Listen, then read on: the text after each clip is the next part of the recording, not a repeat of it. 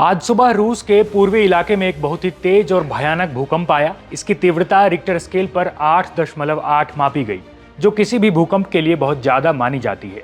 भूकंप समुद्र के अंदर आया था और इसका असर इतना जोरदार था कि रूस के पास के तटीय इलाकों में सुनामी की लहरें उठने लगी। इसके बाद अलास्का, हवाई, न्यूजीलैंड जैसे कई देशों में तुरंत सुनामी का अलर्ट जारी कर दिया गया। इस सब के बीच भारत में भी लोगों के मन में सवाल उठने लगा कि क्या इसका असर हमारे देश पर भी पड़ेगा, क्योंकि इस भूकंप का रेंज काफी हाई बताया जा रहा है।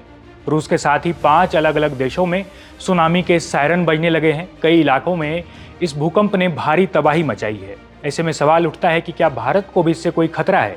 आइए इस सवाल का जवाब आपको इस वीडियो में देते हैं। नमस्कार, मेरा नाम है जयदीप और आप देख रहे हैं India.com।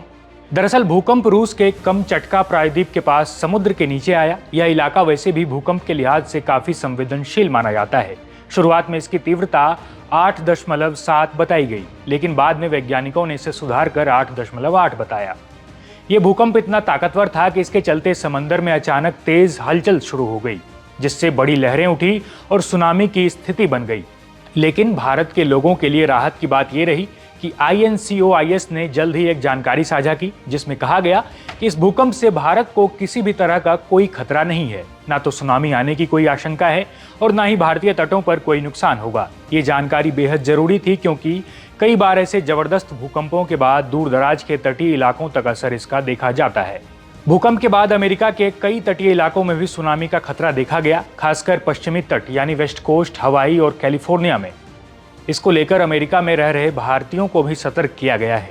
सैन फ्रांसिस्को में भारतीय वाणिज्य दूतावास ने एक एडवाइजरी जारी की, जिसमें वहां रहने वाले भारतीय नागरिकों को कहा गया कि वो अमेरिकी प्रशासन की चेतावनियों पर ध्यान दें। अगर सुनामी की चेतावनी दी जाए तो ऊंचे इलाकों की तरफ जाएं और समंदर के पास बिल्कुल न जाएं। दूतावास ने एक हेल्पलाइन नंबर भी जारी किया है, ताकि जरूरत पड़ने पर भारतीय नागरिक मदद ले सकें। भूकंप के ठीक बाद रूस के जिन इलाकों में इसका सबसे ज्यादा असर हुआ, वहां कुछ जगहों पर नुकसान की खबरें हैं। कई लोगों को घरों से बाहर निकालकर सुरक्षित जगहों पर पहुंचाया गया। हालांकि अब तक किसी के घायल होने या मौत की खबर नहीं आई है, जो एक राहत की बात है। इस खबर पर जो भी अपडेट आएगा हम आप तक लगातार पहुंचाते रहेंगे। देश और दुनिया की तमाम खबरों के लिए देखते रहिए India.com।